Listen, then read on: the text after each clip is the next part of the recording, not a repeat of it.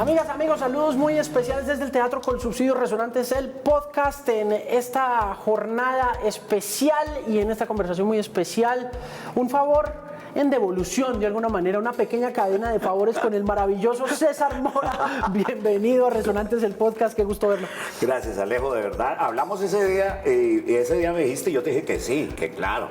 Porque bacano parcharse, y como te lo dije en ese día cuando te recibí en el programa nuestro, para mí también fue una experiencia maravillosa porque es una confrontación de generaciones, de estilos y de cosas, y me encantó muchísimo, lo disfruté. Espero que vos disfrutes conmigo hoy. Yo creo que sí, estoy convencido. Además es un placer siempre tenerlo. Yo le decía en la conversación que tuvimos antes de que estuviéramos al aire que me parecía un poco surrealista la experiencia de estar con alguien cuyo reconocimiento público en Colombia es tan grande como músico, como actor.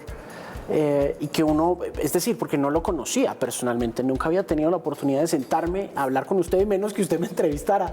Y ese día me sentaba y decía, wow, yo he visto a este hombre en televisión gran parte de mi vida y me parecía algo surrealista. Cuénteme del programa, ¿ese programa en dónde lo hace? Ese programa lo hacemos en Audiovisión. Okay. Que es un estudio muy icónico en Colombia. ¿Y eso es para televisión regional? Para televisión regional, ya está saliendo en Telepacífico los sábados a las 9 de la noche. ¿Cómo se llama? Se llama Desde el Estudio. ¿Cuánto lleva haciéndolo? Nos demoramos un mes en hacer 30 programas. Uf. Ya hicimos 30 programas, ya entregamos esa temporada de 30 programas. O sea, ese programa ¿lleva cuánto tiempo haciéndose? ¿Un año o apenas arrancó ahora? No, apenas arrancó hace 2 meses. Y empezamos lo grabamos como en 4 o 5 semanas. Ajá. Cada semana grabábamos unos 5, 6, etcétera. Y ya entregamos la primera temporada, que son 30 programas. ¿Cómo escogen los invitados, César? Hay un equipo de producción y una gente que hace el trabajo de campo. Yo sugiero gente, les digo, por ejemplo, en el caso tuyo, el director Juan Pablo Ríos. Juan Pablo Ríos te conocía muy bien. Yo te conocía pues a través de mi hijo y de las nuevas generaciones, ¿cierto? Por la W, por Julio Sánchez. Y la gente que trabaja con Julio, etcétera, etcétera. Sabía de tu trayectoria. La verdad, confieso que no me quería enfrentar con él, porque cuando uno no conoce a fondo, no, todo lo contrario, cuando uno sabe quién es el personaje y sabe que es demasiado bagaje en algo que uno no maneja bien, como todo lo anglosajón y toda esa experiencia tuya. Bueno, lo de la radio no lo desconozco, trabajé en la radio, pero cuando se trata de hablar de música y hablar con un experto como vos, ya a uno le tiemblan los calzones. Uno dice, no, con este más me toca como apretarme primero, pero yo dije, pero también me parecía bacanísima, vertiginosa la experiencia, y a mí me gustan esas experiencias. De hecho, en un programa que yo tenía con Telepacífico, se llamaba De Borondo, me enfrentaba con eso. Me enfrentaba porque me tocaba ir a buscar los grupos a la comuna, ¿me entendés? Agua Blanca y toda esa cosa, y llegar a situaciones delicadas con gente que yo no conocía, con los grupos más o menos, y de todas maneras era un género que yo conozco, entonces bueno, no había mucho problema, aunque el género allí también era abierto a los géneros. Tuvimos baladistas, rockeros, etcétera. ¿Eso fue en qué año? Eso fue hace como 8 años. Okay. Hicimos 3 temporadas y nos ganamos nuestro Catalina. Creo que algunos te lo ganamos a ti. No, yo todavía no había estado nominado. A mí apenas me nominaron este año, pero venga, ¿y por qué se acabó De Borondo? No, porque era suficiente. Creo que el programa ya estaba desgastado y había que entrar como en estos programas, y vos lo sabes, uno llega un momento que uno dice, no, aquí ya me estoy repitiendo, aquí esto ya toca pasar a otro estadio del desarrollo. Entonces toca tomar tiempo, acabar ahí y pensar en otra cosa. Ok, ¿cómo le fue curando ese tipo de cosas y explorando territorios desconocidos de música? Usted es un tipo con un oído interesante para encontrar cosas, ¿no? Pero ¿cómo le fue haciendo eso y conectándolo con tele? Sí, es lo que te digo. Siento que para mí, yo quise correr el riesgo. Y para mí era importante, se trataba de eso, y yo lo planteé a los directivos en Telepacífico. Yo quiero verme en algo donde yo me vea aprendiendo cosas, fundamentalmente. Yo cuando voy a televisión a actuar, en esta época de mi vida, en esta etapa de mi vida, me pongo en modo vampiro. Yo les digo así, yo me pongo, ¿cómo así que en modo vampiro? Sí, si yo me enfrento con un pelado de 22 años que trae una serie de técnicas para manejar en la actuación.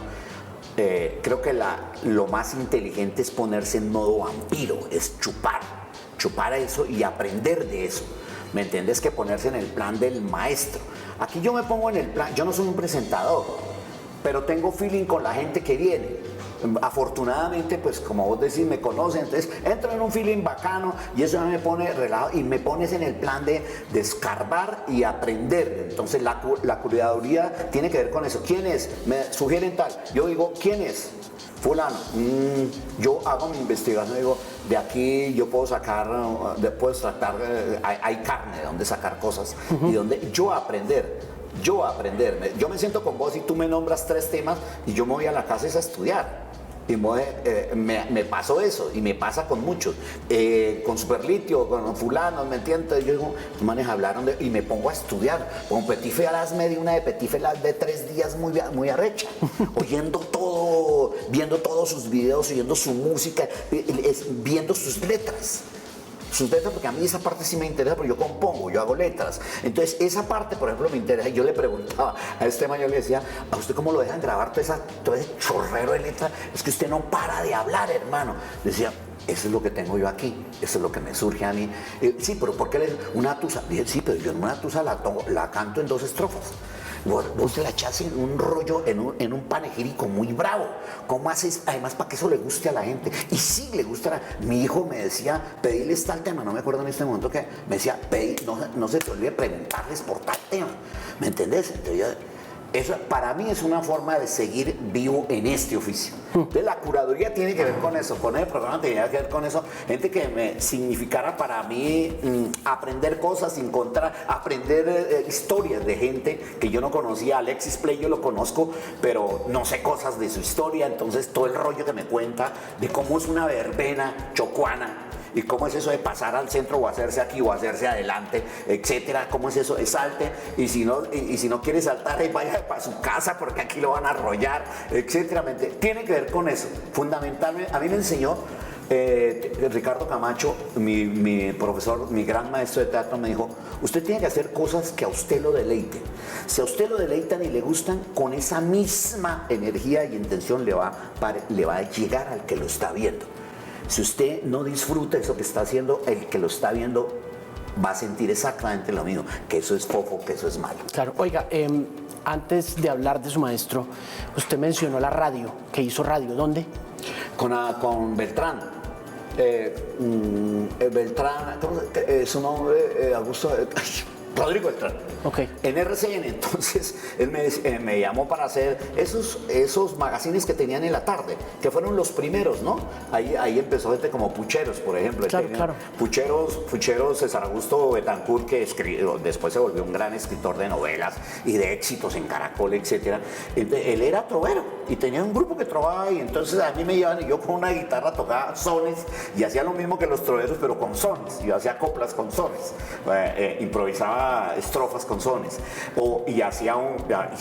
me inventé un doctor, no me acuerdo en este momento, entonces yo hablaba de televisión, de Amparo Grisales y las actrices, ¿no? Y hablaba con una voz, sí, esta tarde vamos a tener el placer de hablar de la historia, y hablaba con esa cosa así, me inventé un personaje para hablar así. Oiga, pero se transforma, o sea, se le cambia la voz aterrador. No, creo que hace parte un poco del oficio, ¿no? Del oficio. Entonces yo me inventé un personaje que era el doctor, no me acuerdo. Y era bacano porque tenía que ponerme a escribir y a ver qué escribía y cosas bonitas que tuvieran que ver con ese personaje, ¿me entendés? Entonces me divertí mucho, pero por mis labores teatrales y mis horarios estaba haciendo obra de teatro, estaba cantando con la orquesta, entonces me quedaba muy difícil cumplir exactamente los horarios. A veces lo hacíamos control remoto, entonces yo desde el sitio donde hacía mi profesor. Entonces tenemos al profesor, no, sí, estamos aquí atendiendo desde el teatro con subsidio, pero eso me cae raro porque ayer me estaban diciendo, ya vamos a grabar. Pero tuve una etapa de radio bacanísima, la disfruté muchísimo. Mire, ¿cuándo comenzó en el teatro y quién era su maestro? Yo me veo en el teatro desde muy joven, desde muy pelado. Afortunadamente yo creo que soy de los pocos que se puede decir que me sentí como pez en el agua desde niño. Desde niño yo sabía como que eso allí había un territorio donde yo me sentía libre. ¿Cómo se acercó a él? Como usted dice que de niño, ¿cuál fue ese primer acercamiento? Mi madre y mis profesores. Mi madre, yo me voy con ella por la vida de la mano. Una señora muy humilde, todavía vive, tiene 93 años. Una mujer que atendía en oficinas, llevando tintos en las oficinas. Y es una mujer frustrada artísticamente. Canta, tiene una voz linda, la mantiene todavía, canta todavía. Cuando va a mi casa, cuando la llevo a mi casa, cantamos los dos, siempre toca cantar. Y ella como que vio la posibilidad que en su hijo se pudieran realizar muchos de sus sueños que ella no logró. Entonces yo me voy de la mano con ella caminando. Recuerdo alguna vez en un parque, un locutor estaba diciendo: aquí un aplauso para el concursante, aquí desde la tarima los éxitos, ¿quién más quiere subir? Y mi mamá me dice: vaya, suba. ¿Yo qué? No, vaya, suba. ¿Y qué hago? La canción que le enseñé, vaya, cántela. Yo me subía. Y cosa muy extraña, al contrario de armar pataleta, decir no, yo me subía, inmediatamente tocaba el escenario, siempre me pasó eso, me sentía inmenso, me sentía grande, me sentía gigante, me sentía bien y sentía que tenía a los de allí aquí. Y yo veía que me mirando y yo cantaba: ¿quién ha pintado tus ojeras? La flor del lirio morado, ¿por qué te han puesto de seda? Ay, campanera, ¿por qué será? Campanera de Joselito. De Joselito, claro. De Joselito, claro. Que era un pelado que cantaba esa vaina y yo era hincha de él. Yo dejé de cantar campanera porque yo llegaba... Eso es un paso doble, ¿no? No, eso es como una balada española. No creo que sea un paso doble. ¿No? O no sé. Eso es como un paso doble. Ya no sé, creo de pronto si eso... ¿Sabe por qué está de moda eso hoy en día? Porque Zetangana cogió esa canción y la volvió, o sea, el comienzo. Tiene razón, es un paso doble. Y esa era la introducción.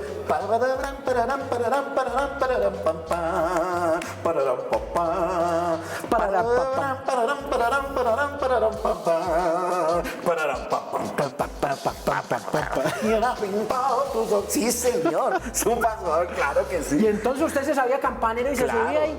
Y yo mi campanera, y dejé de cantarlo porque en el colegio me decían campanera. Ah, sí. Entonces todo mis Pero apodos, se presentaba ya también en el colegio, ¿o qué? Claro, por supuesto. Entonces, me hacían llorar. Yo sufrí de mucho bullying de pelado y adolescente.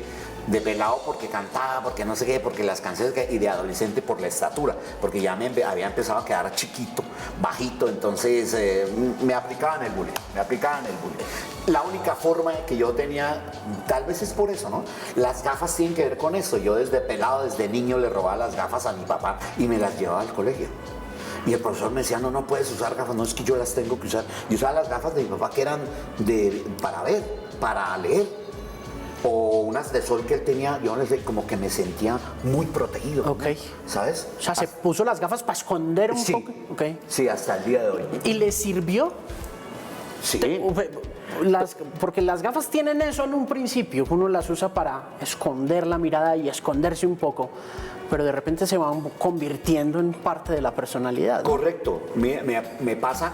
Yo uso gafas desde antes de que los artistas se pusieran gafas, y yo usaba gafas para irme a cantar salsa con mi orquesta. Entonces, ¿saben? Cuando aquí los artistas no lo usaban, me mamé todo el bullying que me hacían por la prensa. Uy, no sé, hermana, cantando en la teja corrida a las 10 de la noche con gafas. Yo les dije: sí, ¿y qué? Y en fin, yo no me importaba. Después se volvió. Y después, entonces yo iba a hacer una entrevista o cualquier cosa y me decía: no, póngase las gafas. Sí. Claro. Me pasa actualmente cosas que me encuentro gente que dice: me regalan una foto, sí, claro. No sé qué, entonces yo: no, pero póngase las gafas. Sí. Ya sé. ¿Me entendés? Bueno, pero era para eso, ¿no? Era eso, porque me hacían bullying, entonces campanera, entonces mi mamá me decía: bueno, no chille y venga, le enseño otra. Y me enseñó relicario. Entonces ya no me decían campanera, sino relicario, marica. Relicario. Y yo decía: no, prefiero que me digan campanera y no relicario. Pero eso era, ¿no? Eso fue, pero lo que sí sé es que mi contacto con el escenario fue desde niño. Yo siempre lo digo que soy un privilegiado porque desde niño entendí que eso era lo mío. Yo después estudié filosofía y letras y no sé qué, y publicidad y esto y lo otro. Nunca. Yo me subía a cantar o mi mamá me ponía en la sala de la casa a cantarle a las amigas y yo era feliz. Eso era mi territorio, siempre lo supe. ¿Y el teatro entonces después qué? ¿Adolescencia? Siempre también. Entonces, al mismo tiempo que yo que yo cantaba, entonces el profesor me decía, vamos a hacer un sketch, entonces una obrita pequeñita, entonces Mora, venga. Entonces haga usted el pollo chiras. Entonces yo hacía el pollo chiras. Esto dijo el pollo chiras cuando lo iban a matar. Ponga el agua, mi señora, ponga el agua a calentar y no sé qué. Entonces, listo, entonces usted canta campanera y hace el sketch. Eso ha sido mi vida. Eso ha sido mi vida. Entonces, de adolescente estuve en el colegio, en los grupos de teatro, los organizaba, escribía cancioncitas para las sobritas, sociodramas que se llamaban en ese momento. Entonces, los sociodramas uno hablaba contra los profesores. Era la única forma, el único momento que a uno le permitían hablar contra los oponerse contra el régimen del colegio. Entonces, uno en las obras los ponía y les ponía los retrataba con sus nombres y uno escribía las sobritas, porque es que el profesor no sé qué, en fin, lo que fue. ¿Y se metían problemas por eso? ¿Lo sancionaba? No, sabes que no, yo en los colegios donde estuve, porque estuve en muchos colegios, producto de la profesión de mi padre, que era ferrocarrilero, entonces mis colegios tenían que ver a dónde trasladaban a mi padre. ¿En dónde estuvo? Estuve en Antioquia, en el Valle, pues yo nací en el Valle porque mi padre era del Valle, mi madre es Cundiboyacá. Mi madre es de Susa y Simijaca, de esas zonas. Entonces, ellos se encuentran aquí por el trabajo de mi padre, ferrocarrilero, y luego se van a Cali, yo nazco allá y después volvemos acá cuando yo tenía entre 9 y 10 años. Es la primera persona que conozco que tiene un familiar que haya trabajado en el ferrocarril de Colombia. ¿Ah, sí? Sí, nunca había tenido contacto con alguien que tuviera papás que hubieran trabajado en el ferrocarril. ¿Cómo fue eso? Mis vacaciones eran en el tren, Alejo. Mi mamá decía, él ya va a salir a vacaciones, yo no lo puedo tener, se lo tiene que llevar usted. Ellos se turnaban, entonces si él no podía, le decía a mi mamá, no, le toca a usted, mire a ver qué hace con él. Entonces por eso mi vida transcurrió, mis vacaciones eran o en el campo, con la familia de mi mamá, o en el tren, por el trabajo de mi papá. Entonces él me subía al tren, me ponía en el vagón del restaurante, me decía, estése ahí, pida lo que quiera y mire por la ventana. Esas eran mis vacaciones. Amo el tren. Yo fui un niño solo. Entonces, solo es que me divertía, me tocaba inventarme mis juegos. ¿Era mis único? cosas. ¿Fue Sí, único? de esa pareja sí, de ellos dos sí. ¿Y después qué pasó? ¿El papá se fue? No, mi papá había tenido un matrimonio anterior y de ese matrimonio había 3 mujeres. Hay 3 mujeres. Éramos 4, pero este núcleo que éramos mi mamá, mi padre y yo, éramos mi padre, mi mamá y yo, hasta que llegó mi otro hermano, que somos 2, y pero siempre éramos los 3, ¿no? Éramos únicamente ese pequeño núcleo, yo no tenía hermanos, fuimos una familia muy de gitanos y muy sola, en el sentido de que mi madre tenía un trabajo en que le tocaba dejar a su hijo muchas veces solo bajo llave, para que no se le fuera a salir a la calle, no lo fuera a perder. Entonces ella me decía, aquí usted, el café se hace de esta manera, el reverbero se prende de esta manera, porque era reverbero de gasolina. Entonces me enseñó a hacerlo, a usarlo, para que cuando ella llegara de trabajar yo ya tenía el chocolate listo, me enseñó a hacer. Por eso me gusta mucho la cocina, mucho, porque todo lo que sé de cocina inicialmente me lo enseñó ella. Sí. Pero siempre fue así, entonces mis vacaciones eran en el tren o en el campo, ¿entendés? O sea, yo del ferrocarril conocí mucho. Después tuve un gran amigo que fue el creador realmente del petróleo, un hombre blanco. ¿No jodas? Sí, ¿eso no lo sabías? No. Sí, pregunta, no puede ser Patiño, Germán Patiño. Pregunta por Germán Patiño. ¿Quién es Germán Patiño en el Pacífico? Hace esa investigación, ¿quién es Germán Patiño? Lo aman, lo quieren. La gente afro allí lo quiere, y la gente del Pacífico, y los artistas y la gente de vieja data quieren mucho a Germán, porque fue un impulsor y fue realmente el que echó para adelante y el que creó el petróleo. Bueno, y él me decía, él ya se murió, me decía, César, usted tiene una deuda con el tren. ¿Cuándo va a hacerle una canción al tren? Y no he podido. ¿Todavía no? No he podido hacerla. ¿Por qué se acabó el tren? ¿Estuvo bien que se acabara el tren? Pues ya que lo tengo acá y su papá hizo parte de eso. Si usted quiere meterse en Honduras, el tren lo acabó el transporte terrestre.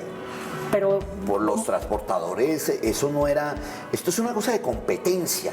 El tren en los países civilizados es una vía de transporte maravillosa, porque por su misma dinámica, por la carga que puede transportar, por los kilómetros que puede recorrer y por los territorios que puede abarcar. Pero acá geográficamente no es como muy complicado. Sí, claro, no, claro, por supuesto que sí, pues sí, no. Sería perfecto porque cuando el tren existía, el agricultor sacaba su carga a la estación y la subía. Aquí no tenía intermediarios de ninguna clase. Hoy en día, para que los pobres agricultores puedan transportar su carga, son 50.000 galimatías pues, para poder sacar su carga. Por eso se acabó el campo, por eso se ha acabado el campo. El tren hacía parte de una herramienta para los agricultores muy importante para transportar su carga. Belisario Betancur en su presidencia lo trató de revivir y no pudo. No pudo porque ahí los intereses, ¿no? Están los dueños de los transportadores de la carga terrestre, de las tractomulas y toda esa cosa. Entonces, eso no. Si a eso le sumamos que cuando Belisario lo trató de recuperar estábamos en una época álgida políticamente, claro, en términos socialmente también. Social, la guerrilla. Entonces, pues claro, reavivan el tren y entonces toca ir a estar. Mi papá le tocaba hacer eso, de ir y encarrilar una máquina que se había salido del carril o se había desbordado. En imagínense, bombas en los rieles y te sacan en la vía del tren, entonces seguramente no funciona, no hubiera funcionado. Pero ¿Ataques contra el Estado de alguna u otra forma o no? ¿Cómo? ¿Los trenes los manejaba el Estado? Claro. ¿No? Entonces eran ataques contra el Estado. Por supuesto, por supuesto. Y es el Estado finalmente el que tendría el compromiso y la responsabilidad de revivir el ferrocarril, pero es imposible. Sí, es muy complicado. Es muy complicado. Mire, ¿usted por qué fue tan amigo de Belisario? No soy amigo de Belisario. ¿O de quién? Fui amigo de su hijo. Ah, ok. Diego Betancur, que es su hijo del presidente Belisario. Entonces, claro, yo hice toda mi carrera teatral en un grupo muy importante del país, que es el Teatro Libre de Bogotá, que además tenía amigos muy importantes que veían en el Teatro Libre una vertiente del teatro que estaba haciendo curso y que hace curso de todas maneras con su repertorio, con su book en el país, porque no solamente tiene dramaturgia nacional, que hace rato no la escucho ni la he vuelto a ver por ningún lado, pero tenían un repertorio maravilloso de clásicos, se montaba Brecht, Shakespeare, Molière, al lado de un repertorio dramaturgia nacional muy importante, encabezada por Jairo Aníbal Niño, ya en paz descanse. ¿No le puedo creer? ¿En serio? Sí, claro, Jairo Aníbal Niño escribió Los Inquilinos de la Ira, escribió muchas obras muy importantes. Hacía parte del taller de dramaturgia del Teatro Libre de Bogotá, era la cabeza del Teatro Libre de Bogotá en ese sentido, con Esteban Navajas, con Jorge Plata, que fue también escritor de ese taller. Entonces se hacían obras muy importantes. Me fui del tema. ¿Qué año fue eso? ¿El Teatro Libre? Año 1973, 74. Okay. ¿Arranca a funcionar por esa época? Sí, el Teatro claro. Libre. Se funda el Teatro Libre de Bogotá. Y ahí se conoce usted con el hijo de don Belisario Betancur. Entonces, ¿por qué? Ahí tengo que hablar de una cosa que sucedía, es que el Teatro Libre de Bogotá era una parte cultural de un movimiento de centro izquierda y de un grupo que existe todavía, el MOIR. ¿Todavía existe el MOIR? Sí, claro, todavía existe. Robledo creo que es del MOIR. ¿Es del MOIR? Sí, creo que Jorge Robledo. Y Robledo lo conozco de mucho tiempo, ¿no? Lo conozco de mucho tiempo. ¿Ese era bohemio o no? Sí, siempre... claro, todos ellos me los encontraba en las reuniones. Pero a lo que iba es que el Teatro Libre, aglutinaba una serie de intelectuales y gente que de una u otra manera tenían poder para ayudar al Teatro Libre. Por ejemplo, Gloria Valencia Castaño hacía parte de la Junta Directiva, Besudo era parte de la Junta Directiva, Jean-Claude era parte de la Junta Directiva. No, estaba el maestro Grau, Enrique Grau. Grau. Estaba el maestro Puyana, bueno, había mucha gente que hacía parte de eso, entonces por supuesto que trabajaban con nosotros en las obras. Enrique Grau hizo toda la escenografía del Teatro Libre de Bogotá para el Rey Lear. Él construyó todo, él dibujó todos los bocetos de los personajes y junto con Marlene Hoffman hicieron todo lo que tenía que ver con los vestuarios. Enrique Carrizosa hizo la música. Eso fue un montaje muy icónico aquí en el país, el Rey Lear. Entonces había todo este tipo de personajes que eran muy amigos nuestros, Gloria Sea. Entonces al final nos encontrábamos al final de los estrenos, pues había la tertulia, y los estrenos y las finales eran en las Torres del Parque, por ejemplo, a veces en el de Enrique Grau. Entonces allí nos reuníamos a hablar, divertirse y bailar. Enrique era muy etéreo, levitaba. Enrique sacaba cosas que traía de sus viajes y le gustaba que nosotros, que la gente que fuera, que sus invitados estuvieran de fiesta, de carnaval. Disfrazados, etcétera.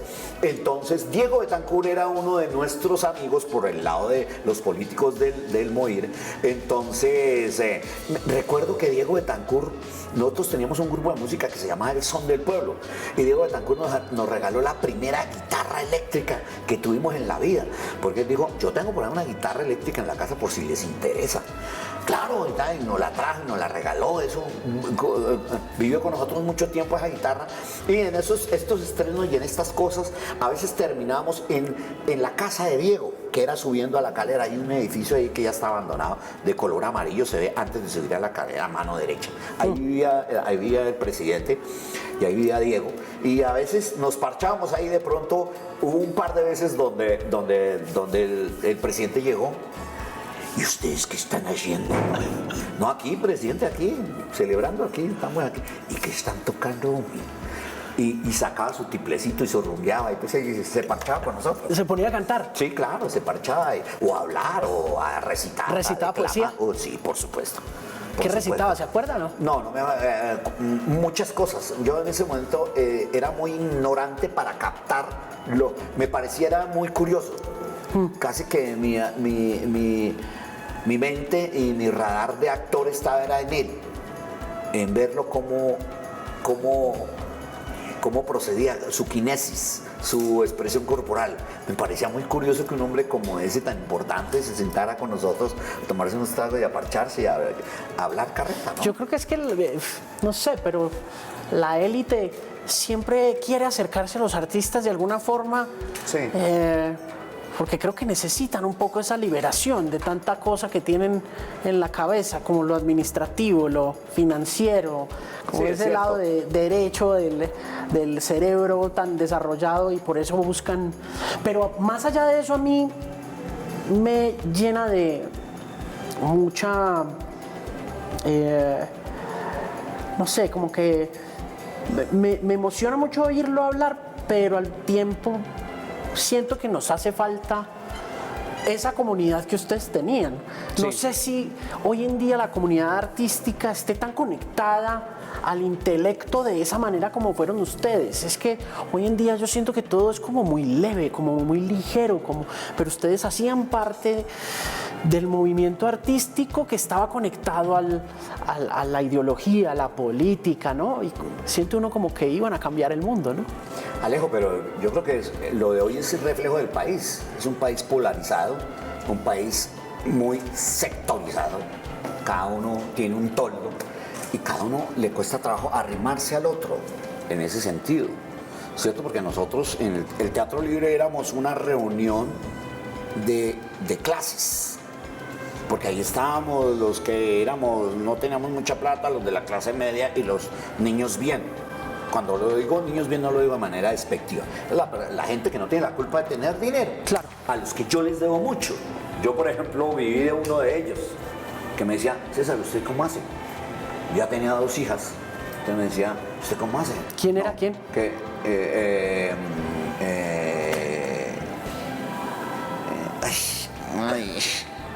Hermano, espere, porque es que ya usted sabe, ya empieza el alemán a perseguirme. Álvaro Hoyos, que le decíamos el Pausa. Álvaro Hoyos, además, lo del pausa es porque en las lecturas que teníamos de Shakespeare decía: no le diga, lea Álvaro, sí señor, no le digas al mundo tu sapiencia, pausa, porque pausa. Él leía pausa, ahí decía pausa y él leía pausa, entonces se quedó el pausa. Y el hombre fue como su mecenas. Yo lo amo porque Ricardo Camacho decidió que los que teníamos menos denarios, los que tenían más, ayudaran a los que tenían menos. Y a mí me asignaron a Álvaro Hoyos. Entonces el pausa mensualmente me decía, ¿qué necesita? No tengo para el mercado este mes. Listo. Tome. No tengo para me está de 2 meses de pensión. Toma, pagué la pensión. Esa era la dinámica del Teatro Libre de Bogotá. A mí eso me parecía que actuábamos como comuna en el buen sentido de la expresión. Comuna en el buen... No éramos una comuna pues de irnos ¿me entiendes? De irnos todos con todos, no, pero éramos una familia, éramos una secta en el buen sentido, éramos un seminario, eso era una secta de monjes.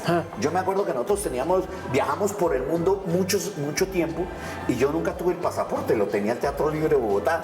Mi pasaporte lo tenía porque vamos para tal lado, y entonces había un administrador en esa época, Germán Jaramillo, el gran actor, era el administrador, hacía parte del administrador porque alguien lo tenía que hacer, entonces escogían al actor que fuera a hablar mejor y no sé qué, ante la embajada, ante no sé qué y tal, los permisos y todo. Entonces uno llegaba al aeropuerto y me acuerdo que llegábamos como colegio, llegábamos todo ahí con la maleta, etcétera, con el pelo hasta por acá, en sandalias llegamos al aeropuerto, él pasaba los pasaportes sin parrille, y nosotros nunca nos enteramos, nos daban en casa de real, esto es para cada uno, estos son los viáticos, se los tiran, ustedes verán porque no hay pa más. Pero los músicos nos rebuscábamos, los actores que éramos músicos en cada sitio, entonces nos parábamos en Covent Garden o nos parábamos en el Champs-Élysées, ¿no? Y así abríamos eso y a tocar el carretero. ¡Ay, por el camino! Y eso, pim, pim, pim, pim, pim, porque esa vaina no se oía en esa época. Hoy hay grupos de cubanos por todas partes cantando esa vaina, pero en esa época nosotros cantábamos la piragua, y eso, los europeos eran así y empezaban ahí como a moverse, y entonces ahí sacaban la plática y los ponían ahí, nos íbamos, es más, en esa primera gira que nosotros hicimos con el Teatro Libre, el grupo de música fue factor económico fundamental para que no aguantáramos hambre, porque ¿sí? nos iba muy bien, entonces con eso manteníamos a casi 30 personas que viajamos en esa Increíble. Sí. Nos conseguíamos toques. Entonces, por ejemplo, llegábamos a Lovaina y entonces la universidad decía, y llegábamos, Germán Jaramillo se iba allá y hablaba con el rector de la universidad y decía, mire, somos un grupo de caminantes, somos colombianos, somos extranjeros, somos un grupo de teatro, no sé qué. Eso por allá, usted no puede cuadrar las cosas si no es con 1 o 2 años de anticipación. Claro. Tienen una agenda para 1 o 2 años, ¿me entendés? No. A nosotros nos iba también que llegábamos y decían, miren, no tenemos para comer. Bueno, pónganse ahí, hagan algo en la plaza y les damos algo. Y así nos conseguíamos cosas que se tenían que conseguir con años de anticipación. No, nos veían llegar y decían, bueno, listo, preséntense ahí. Así nos fue, ¿me entendés? En muchos sitios nos fue así, que llegábamos, nos ponen en Salamanca, llegamos a una universidad de Salamanca, pusimos a tocar ahí, y llegó un tipo ahí, no podéis hacer esto, que estáis alborotando, que no sé qué, y la gente de lo que toquen, que canten. Entonces el tipo le va a callarse y además de callarse le tocaba darnos el almuerzo y darnos un billete. Era así, esto era así, eso fue era una época en que... De ingenuidad. Éramos como niños rebeldes, militábamos, etcétera. Pero era una militancia, es distinta a la de hoy, ¿cierto? Total. Que yo siento que la militancia de hoy no me suena tan real como la de hoy, la de ustedes. Son otros tiempos, ¿no? Son otros tiempos, otras formas de ver, otro tipo de represión en términos de contra qué te enfrentas en ese momento, aunque era delicado. Pues uno salía y se paraba en un semáforo y hablaba contra lo estipulado, contra lo establecido, y si acaso le metían a uno comisaría un día y listo, y salía al otro día. Hoy ya esto es terrible, pues en marchas matan a la gente. Sí, hoy en día lo desaparecen. Pero también pasó en esa época, ¿no? Sí, en claro. Santiago de Chile con Víctor Jara, ¿no? Sí, claro, a Víctor Jara le cortaron las manos. Claro, pues. ¿no? Y la tortura también. Los Intilimán y toda esa gente sufrió mucho esas cosas. Lo de Chile fue terrible, fue realmente terrible. Aquí no lo veíamos tanto y como te digo, teníamos Vos decís algo que tenía que ver con eso. Teníamos amigos respetables que nos cuidaban, porque les gustaba gente de la élite, que les gustaba lo que hacíamos en el teatro libre, y como vos decís, se acercaban a nosotros con respeto, porque decían, esta gente hace cosas muy bacanas, muy bonitas, así como montan Los Inquilinos de la Ira, que era una obra que escribió Jairo Aníbal Niño, que era, la historia era de una gente que se mete y invade unos terrenos. También hacíamos El Burgués Gentilhombre, y hacíamos Arthur Miller, hacíamos Las Brujas de Salem, ¿me entendés? Entonces, la muerte del agente de viajes, sí, la muerte del viajante. Sí, claro. Hacíamos Steinbeck, hacíamos, no sé, había un repertorio muy amplio, un repertorio que además estaba educando a la gente, estaba educando a la gente que iba a ver, ¿no es cierto? Que no tenía la posibilidad de ver un Miller, pues, un Tennessee Williams. ¿Cuándo se veía un Tennessee Williams? Increíble. No, nosotros los montábamos y la gente eso le gustaba. Ya está élite. ¿Pioneros? ¿Cómo? ¿Pioneros? Claro que sí. Yo sé, en ese momento no se puede desconocer tanto el Teatro Libre como el Teatro La Candelaria y otros grupos de la época, La Mama, El Local, que son pioneros de todo este tipo de este repertorio que la gente no tenía la posibilidad de ver, ¿no? Sí, una curiosidad increíble. Y además al mismo tiempo hacíamos música, ¿no? Teníamos el grupo musical del Son del Pueblo, que le hacíamos la música a las obras de teatro, y un grupo que llegó a volverse también un germencito muy importante, hoy afortunadamente reconocido por algunos que conocen la historia, que han escrito libros y han referenciado al Son del Pueblo, donde participó mucha gente que después fueron miembros de grandes orquestas, ¿no? Entonces, que estuvieron con Nietzsche, después fueron a Nietzsche. ¿En a ese Guayacán. grupo? Sí, claro. Ahí estuvo Stuart Cerna, que después fue el tercero del grupo Nietzsche. Ahí estuvo Denilson Ibargüen, que fue conguero del grupo Nietzsche, luego de Guayacán, de Nietzsche, y luego de Yuri Buenaventura, y vivió con Yuri Buenaventura en Francia mucho tiempo. En fin, pasó mucha gente por ese grupo que después integraron las grandes orquestas, ¿no? Oiga, ¿cómo vivió los 80? ¿Cómo vivió esa época de narcotráfico, de terrorismo acá? Pues fue muy divertido, para nosotros era muy divertido porque era lo mismo, ¿no? Nosotros como que a eso nos parecía una chimba, y entonces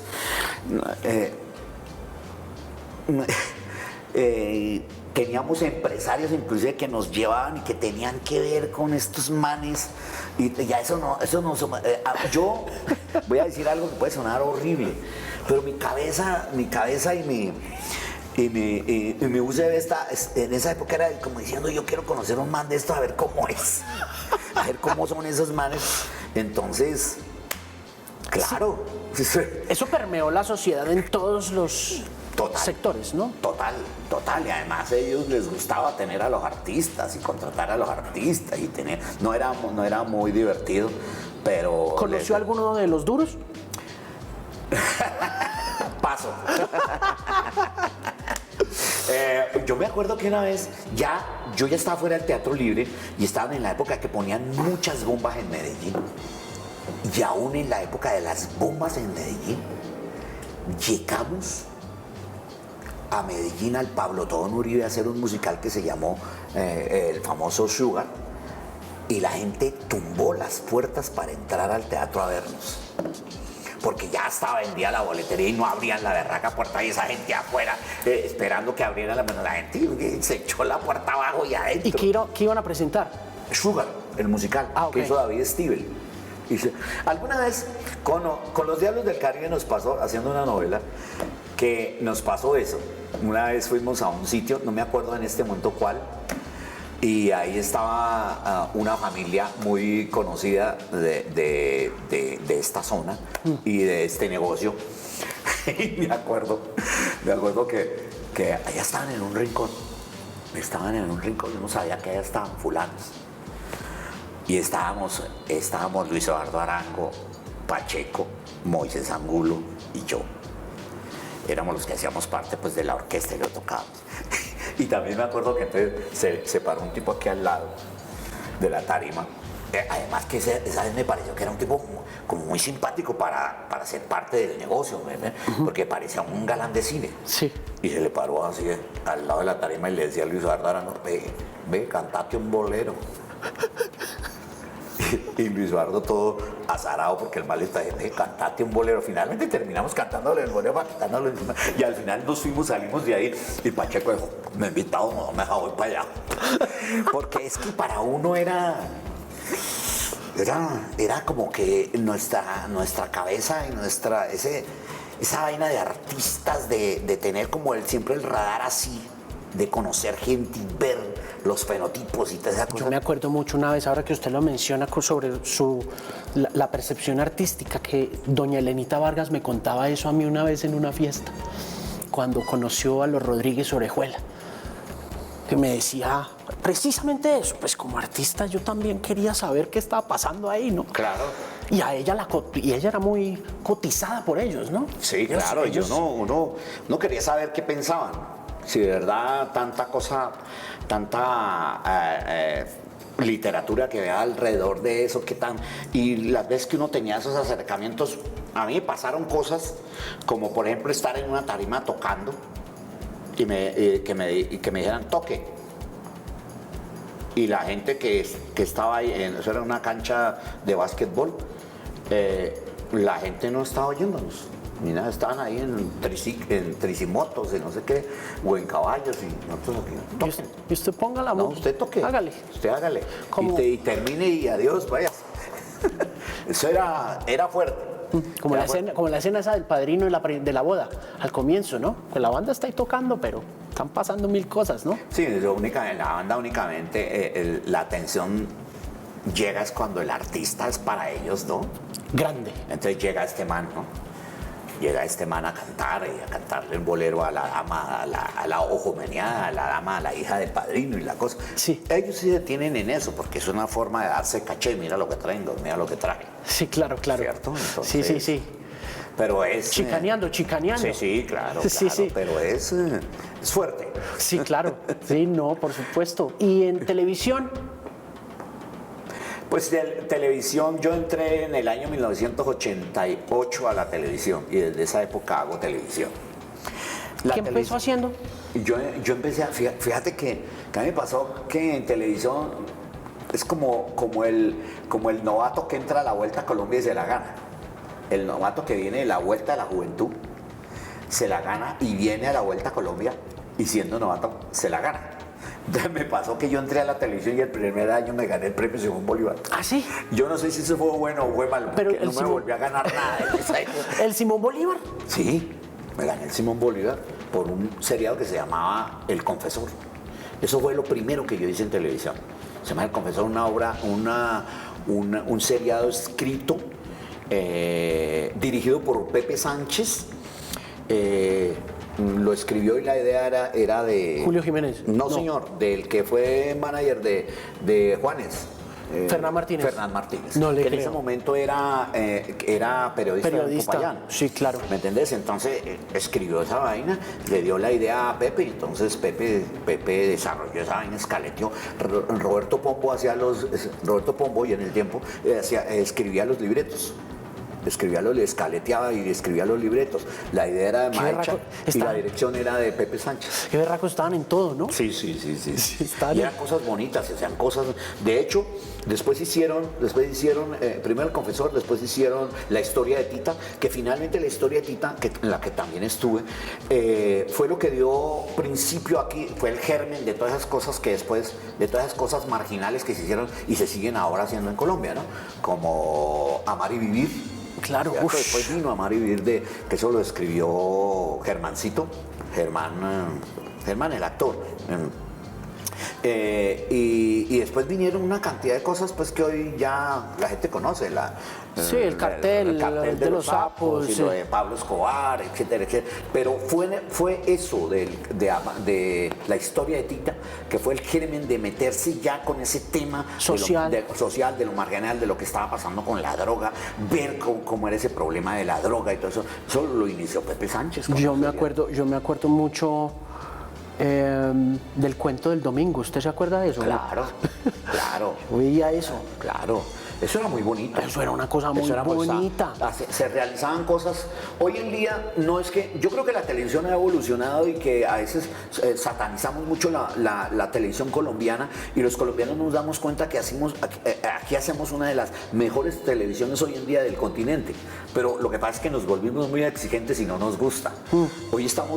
Hoy vendemos más televisión que inclusive los brasileños y los mexicanos hoy en día. No jodas. Las ventas son de ese estilo, pues bueno, están a la par con los mexicanos, estamos a la par con los mexicanos. Hoy en día, además, por la globalización misma de la industria, entonces ya nos estamos mezclando actores mexicanos con argentinos, con venezolanos, con mexicanos. Pero aún vendiendo para afuera, ¿por qué es tan difícil vender para adentro una cosa que no sea lo que comenzó Pepe Sánchez con esta historia y continuó con Amar y Vivir y con esas historias, y que terminó un poco como, ¿cómo se puede decir eso? Como saturando la pantalla chica de esa historia exclusiva y no se puede explorar con otra cosa? ¿Por qué nos gusta tanto la narcoserie, la narconovela? ¿Por qué no podemos hacer otra cosa? Yo diría que vivimos a la saga de lo que le gusta a la gente afuera, de lo que le gusta a la gente, a las comunidades que viven, por ejemplo, en Estados Unidos, las comunidades latinas que viven en Estados Unidos, que son las que más consumen nuestra televisión. Claro. No son los gringos, no son los americanos. No, son los latinos. Son los latinos, son los que ponen el poder en ese sentido, y son los que dictan el rumbo a seguir.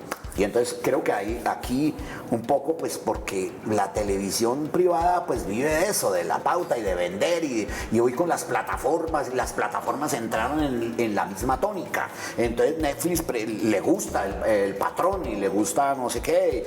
Distrito Salvaje. Distrito Salvaje, correcto, todo esto porque dice eso es lo que vende, y desafortunadamente estamos a la saga de lo que vende. Son muy pocas las series que usted dice, pero aquí hicieron una cosa diferente. Y aquí cuando se hace una cosa diferente, de pronto, sí, la gente... Y fíjate lo que pasa, que cuando se repiten seriados, la gente dice, ¿por qué no volvieron a hacer eso? Perdimos un poco la identidad en ese sentido, de cosas como las que Caballo Viejo y esas cosas que se hacían antes, que eran muy lindas, y mostraban... Santropel, claro, y mostraba un poco la idiosincrasia, no solamente la idiosincrasia, sino la topografía y nuestra geografía de otra manera. Sí, se hicieron cosas muy bellas, Azúcar, La Vorágine. Pero claro, exacta. Y hacíamos cosas como La Vorágine. La Casa de las Dos Palmas, etcétera. Cosas muy bellas, muy elaboradas. Y seguramente muy caras también. Eso tendría que costar un platal. Pero no me creas, hacer hoy lo que cuesta hacer hoy en día, lo que está haciendo aquí Amazon, o lo que está haciendo la Disney, o las programas que vienen de fuera, son un poco de plata. Eso es un billetal, que con ese billetal también se pueden hacer cosas muy nuestras. Creo que en eso todavía hay mucha tela que cortar. ¿Eso es cuestión de televidentes entonces? ¿Qué hace uno para convencer al televidente que vea otra cosa que no sea esa? Hay que dársela. Es como, yo tengo una discusión con un muchacho que se llama Alejandro Marín. Entonces Alejandro Marín decía en la entrevista que yo le hice, yo le decía, Alejandro, la radio tiene el poder de pegar lo que sea. Usted es muy utópico con eso. Lo que sea, lo que sea. Este man me dice que no. Usted póngale no sé qué herencia cosa. De Timbiquí. Claro, herencia de Timbiquí. Pero si usted pone herencia de Timbiquí a sonar a las 10 de la mañana, a la 1 de la tarde, a las 3:30, a las 6 y a las 7 de la noche, usted termina pegándolo, pero pegándolo como es. ¿Será? Porque los medios, remítase a los escritores de los medios de comunicación y verás que ellos lo dicen más claro que uno porque lo vive, mi hijo odiaba el reggaetón y llega a la casa un día sonando Daddy Yankee, y le dijo, ¿y desde cuándo? Dije, pero es que yo qué hago, papá, si es que yo llego a las 6 de la mañana, me monto en un bus que se demora 2 horas en llegar al colegio. Sí. Y oigo la Mega sonando esta vaina, 2 horas. Y luego me monto 2 horas de para acá a la casa y oigo esto. Y esto es 5 días a la semana. Entonces dime qué quieres que te cante. Usted es de los más puros, de los más inmediatistas, porque usted es joven, entonces usted es de los que dice, si el coro no me entró ya a los 3 segundos, esta canción no me sirve. Así es. Sí, esa es la teoría del yo no creo. No. Yo no creo. Pero es que usted, además, usted tiene una de las canciones más importantes del cancionero popular colombiano de la historia. Usted tiene Canela. Y no entra con el coro. Entra con una improvisación que entra y no entra nada. Y luego entra con una vaina que es y a la hora entró y luego entra el cantante, quiero morirme de manera sin, y a la hora entra Canela, el coro entró como a la hora y es una canción icónica de este país. Claro, pero tiene también un antes y un después, ¿no? Que es indiscutiblemente. Total, no, yo lo entiendo. Pero es una gran canción independientemente de la estructura. Sí, porque la estructura es una estructura de salsa que tiene su complejidad y que usted se imaginó más allá de lo formulada que pudiera estar la salsa en el momento en que se la inventó, si es que en algún momento existió salsa formulada. Yo a veces siento que sí, cuando apareció la salsa de motel y esas cosas, ¿no? Pero tiene lo que le gustaba a Jaime Garzón, que no, de todas maneras... No, seamos francos, y eso sí es, y lo has dicho, y yo nunca lo he ocultado, Canela se volvió un ícono, fue porque a Jaime le gustó. Y porque la cantó en un programa y luego lo mataron, entonces esta vaina se voló, el tema se disparó y a la gente le encantó, y la gente en ese momento oyó la letra y dijo, porque el tema ya sonaba en los lugares clásicos de salsa, José Pagano, Quiebracanto, etcétera, en fin, ya se escuchaba la primera versión de Canela, pero fue cuando matan a Jaime Garzón que indudablemente, pero yo le pongo otro ejemplo que lo cuenta a propósito de Rubén Blades, ese cuento lo he hecho. Yo cuando llegué a la disquera con esta canción me dijeron, oye, ¿por qué no le saca un pedazo de esa vaina que es muy largo? Hoy en día ese man, y cuenta. ¿Para plástico? Claro, Pedro Navaja. Pedro Navaja. Y el tipo entra, y eso sí que se demora. Yo últimamente en los conciertos, porque además echa el rollo de que lo inspiró Mike the Knife, por ejemplo, y hace una introducción muy bonita y luego se mete y la introduce por la esquina del viejo. Y para seguir en el mismo cuento y para darle más argumentos en contra suya, esa vaina, por la esquina del viejo barrio lo vi pasar, para no hablar que la introducción él empieza, Avelino, ven acá. Una hora la ponga ahí, y luego entra por la esquina y luego no, hasta que por allá, más adelante, entra el coro. Ahí sí que se demora el coro en entrar, pero de pronto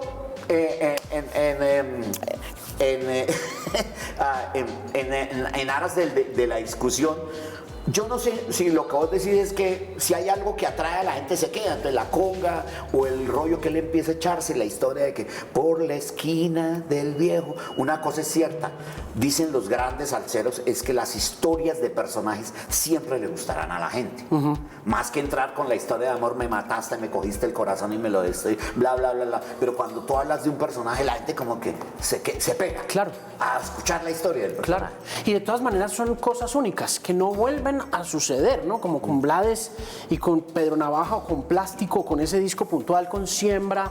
Sí.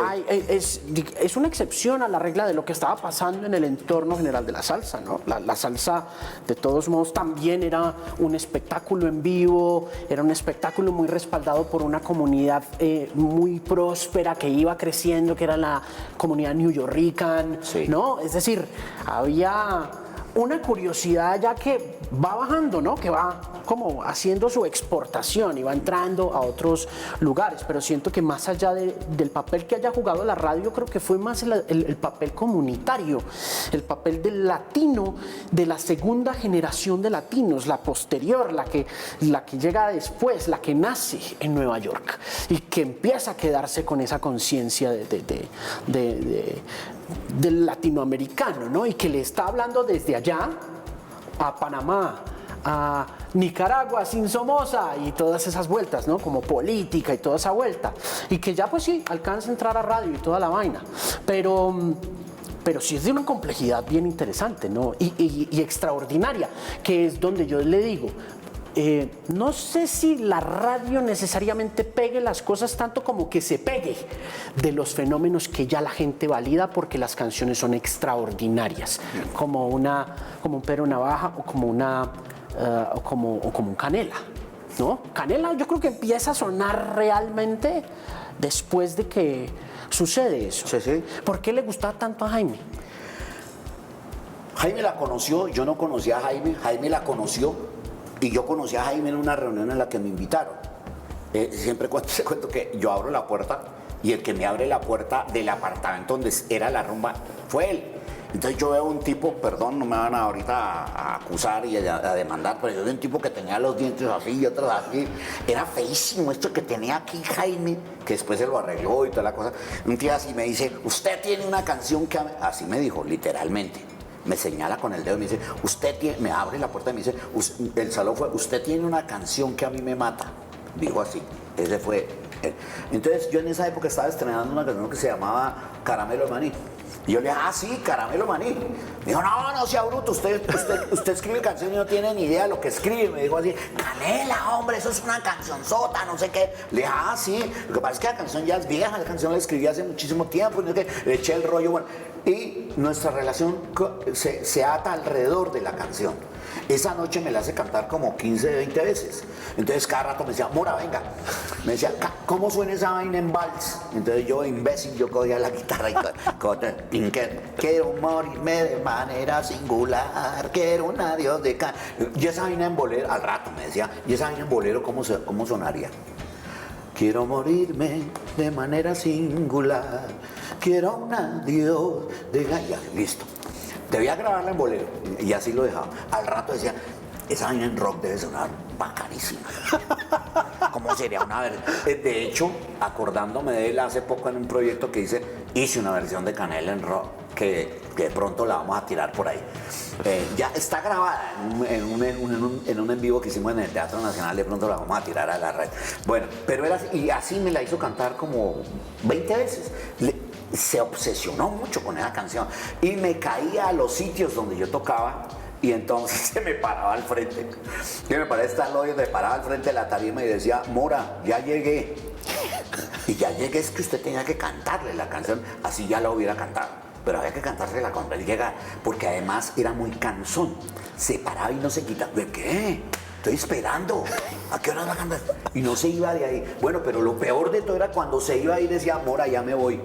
Y había que cantársela otra vez. Así fuera un pedacito. Algunas veces me le disgusté, le digo, no jodas, garzón, déjame trabajar. No sé. Ay, no. Me mamaba gallo. Yo la única forma de tumbar a Jaime, de tumbarlo, de ganarle una pelea, porque era un tipo muy rápido, muy culto, muy inteligente, demasiado, muy cansón con la inteligencia, porque era demasiado.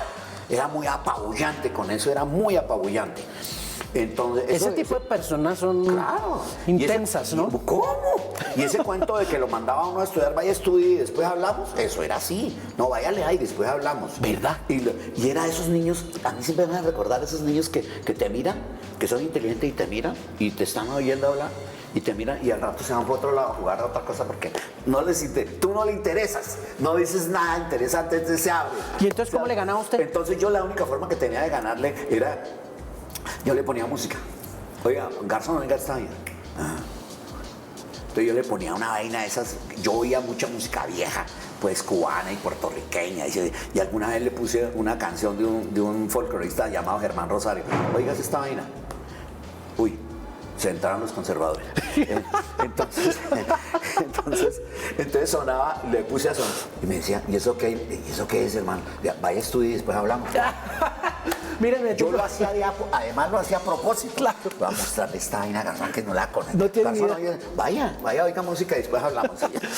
César Mora, siempre es un gusto conversar con usted. Esta es la segunda ocasión que se repita. Por favor, venga y háganos toque aquí en Resonantes. Claro, se lo prometo. Me encantaría después de toda esta charla cantar con usted, pues venir y cantar en su programa. Sí. Lo hago con mucho gusto. Muchísimas gracias. A usted muchas gracias, hermano. Siempre es muy, muy agradable. Y a ustedes muchísimas gracias por estar aquí en Canal 13 en Resonantes, el podcast. Que la pasen bien. Gracias.